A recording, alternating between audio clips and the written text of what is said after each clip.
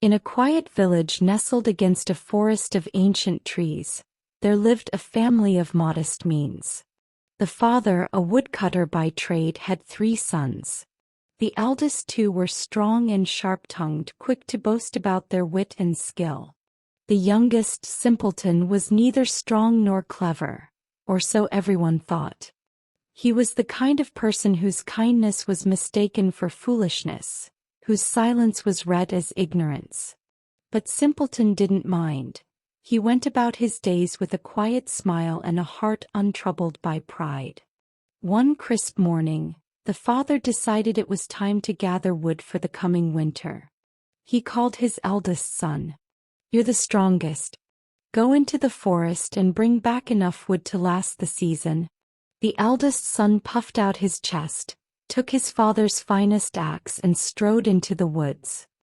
His mother, proud of her firstborn, packed him a loaf of fresh bread and a bottle of wine. As the young man worked his way through the trees, he encountered an old man with a long white beard and a staff as gnarled as a lightning-struck oak. The old man tipped his hat. "Good day, young man. I've wandered long and am quite hungry. Might you spare some bread and wine for an old traveler?" The eldest son sneered. "Why should I share my meal with a stranger? You've no right to what's mine." Without another word he turned his back and walked away. The old man's face darkened, but he said nothing. Soon after, as the eldest son raised his axe to strike a tree, the blade slipped. It tore into his leg, leaving him howling in pain. Bleeding and ashamed, he limped home empty-handed. The next day the father sent his second son.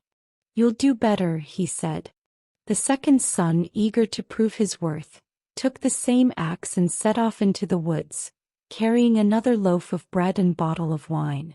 The old man appeared once more, leaning heavily on his staff. "Kind sir," he said, "I am weary and starving. Might you share some of your food and drink?" The second son scoffed. "Find your own food, old man. I've worked hard for this."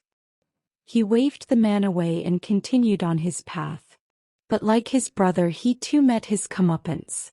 His axe turned against him, slicing deep into his arm. He stumbled home in defeat, cursing his luck. Now it was Simpleton's turn. "Father," he said, "let me go." The woodcutter snorted. What could you possibly do? You'll only waste the day." But Simpleton insisted, and his mother, ever gentle, handed him a humble meal of stale bread and sour beer. "It's not much," she said, "but it's all we have." With a grateful nod, Simpleton set off. The forest was alive with the chatter of birds and the whisper of leaves, and though his task was daunting, he felt at ease. As he wandered, he came upon the old man. "Good day, young one," said the man, his eyes twinkling. "You look like someone who could spare a bit of kindness." Simpleton smiled warmly. "Of course, sir. It isn't much, but you're welcome to share." He offered the bread and beer, and the old man accepted with gratitude. "You have a generous heart," the man said after eating. "For your kindness I will reward you. Chop down that old tree over there and you will find something extraordinary." Simpleton blinked in surprise but did as he was told. The tree fell with a thunderous crack, and nestled in its hollow was a golden goose. Its feathers gleamed like sunlight on water, and its eyes sparkled with a mischievous glint. Simpleton's heart swelled with wonder. "Thank you," he whispered to the old man, but when he turned, the man had vanished. Carrying the golden goose, Simpleton began his journey home. He stopped at an inn for the night, where the innkeeper's 3 daughters were immediately captivated by the bird. "It's the most beautiful thing I've ever seen," said the eldest. "I must have one of its feathers." She crept to the goose as Simpleton slept, but as soon as her fingers touched its golden plumage, she found herself stuck fast. Her sisters came to her aid, but each suffered the same fate, their hands glued to the goose as if by magic. In the morning, Simpleton woke to find the strange procession behind him. Oblivious to their plight, he lifted the goose and continued his journey, the three sisters stumbling behind. On the road, a parson saw the absurd sight and scolded the girls.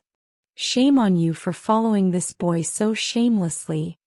But when he grabbed the youngest sister's arm to pull her away, he too became stuck. Not long after, a farmer joined the procession trying to free the parson.